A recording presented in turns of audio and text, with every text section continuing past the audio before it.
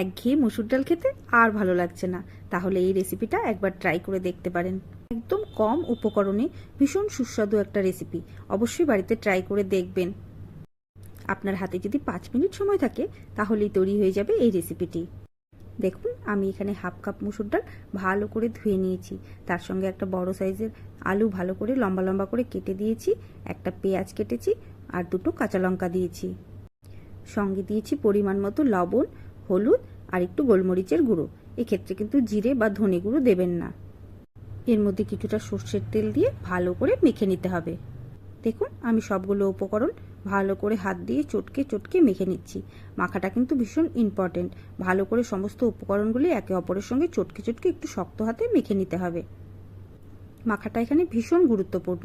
মাখার উপরে টেস্টটা অনেকটা নির্ভর করছে, সেই কারণে একটু সময় ধরে আস্তে ধীরে ভালো করে চটকে চটকে মেখে নেবেন। অল্প উপকরণে এই ডালের রেসিপিটা এত সুস্বাদু হয়, এটা আপনারা যেমন ভাত, রুটি, পরোটা সবের সঙ্গেই খেতে পারেন। আমি যেভাবে করছি একবার বাড়িতে ট্রাই করে দেখবেন, সবাই সুনাম করবে।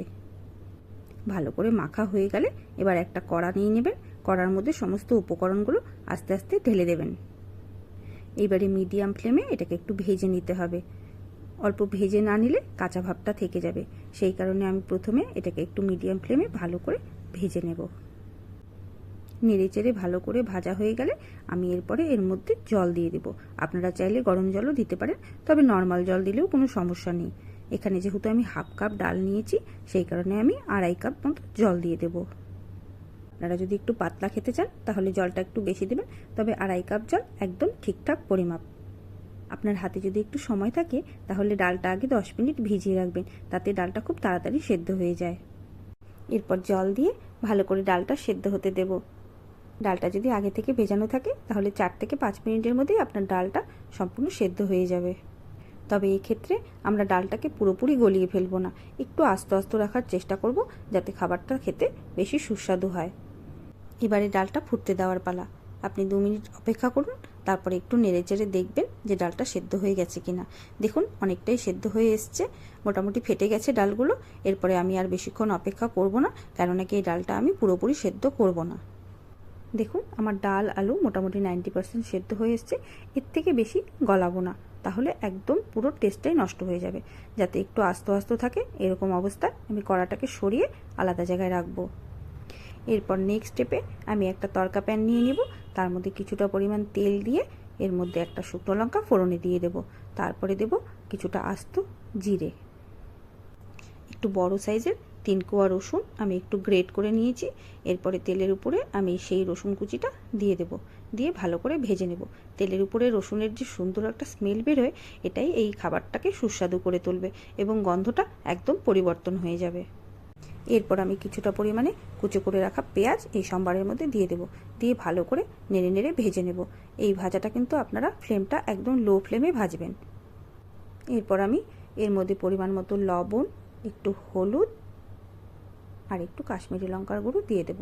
কাশ্মীরি লঙ্কার গুঁড়োটা সম্পূর্ণ অপশনাল, আপনারা চাইলে দিতেও পারেন, নাও দিতে পারেন, তবে দিলে রান্নার কালারটা একদম চেঞ্জ হয়ে যায় আর ভীষণ সুন্দর হয়। আমি কিন্তু শুধুমাত্র এখানে কালারের পারপাসেই কাশ্মীরি লঙ্কার গুঁড়োটা ইউজ করেছি। আপনারা চাইলে কাশ্মীরি লঙ্কার গুঁড়োটা স্কিপ করে যেতে পারেন। এই সম্বারটা ভাজার সময় ফ্লেমটা একদম লো রাখতে হবে, হাই ফ্লেমে দিলে কিন্তু কাশ্মীরি লঙ্কার গুঁড়োটা পুড়ে যেতে পারে। এরপর আমি সেই সেদ্ধ ডালের উপরে এই তরকাটা ঢেলে দেব। এরপর ডালের সঙ্গে এই মশলাটা সুন্দর করে মিশিয়ে নিতে হবে। এরপর ডালটাকে আমি একটু হাই ফ্লেমে ভালো করে ফুটিয়ে নিব। দেখুন, সুন্দর করে মশলাটার সঙ্গে আমি ডালটাকে মিশিয়ে নিয়ে একটু ফুটতে ছেড়ে দেব।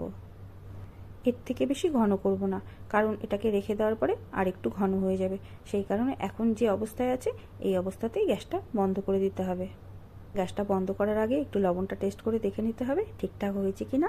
তারপর আমি এর মধ্যে কিছুটা গরম মশলার গুঁড়ো দিয়ে দেব। গরম মশলার গুঁড়ো দিয়ে একটু নেড়েচেড়ে নিয়ে সবশেষে লাস্ট উপকরণ দিতে হবে ধনেপাতা কুচি। ধনেপাতা কুচিটা কিন্তু মিস করবেন না। ধনেপাতা কুচি আর একটা কাঁচা লঙ্কা এর ফ্লেভারটাকে একদম পরিবর্তন করে দেবে, সেই কারণে একটু কিছু ধনেপাতা কুচি আর কাঁচা লঙ্কা দিয়ে নেড়েচেড়ে গ্যাসের ফ্লেমটা বন্ধ করে দেব। রান্না শেষ, এবার পরিবেশন করার পালা। আপনারা একবার ট্রাই করে দেখবেন, অবশ্যই ভীষণ সুস্বাদু হয়। ঘরে থাকা একদম অল্প উপকরণ দিয়ে এত সুন্দর একটা রেসিপি যদি আপনি আপনার পরিবারের লোকেদের রান্না করে খাওয়ান, তাহলে সবাই ভীষণ খুশি হয়ে যাবে এবং আপনার সুনাম করবে। রোজের সেই পাতলা ট্যালটেলে মুসুর ডাল তো খেয়েই থাকেন, একদিন একটু অন্যভাবে ট্রাই করে দেখুন, আশা করি আপনাদের খুব ভালো লাগবে। রান্নাটা যদি আপনাদের ভালো লাগে তাহলে অবশ্যই আমাকে একটা কমেন্ট করে জানাবেন, আর ভালো লাগলে অবশ্যই একটা লাইক করে দেবেন। আজ তবে আসি, অন্য কোনো রেসিপি নিয়ে আবার ফিরে আসব। ততক্ষণের জন্য আপনারা ভালো থাকবেন, সুস্থ থাকবেন। নমস্কার।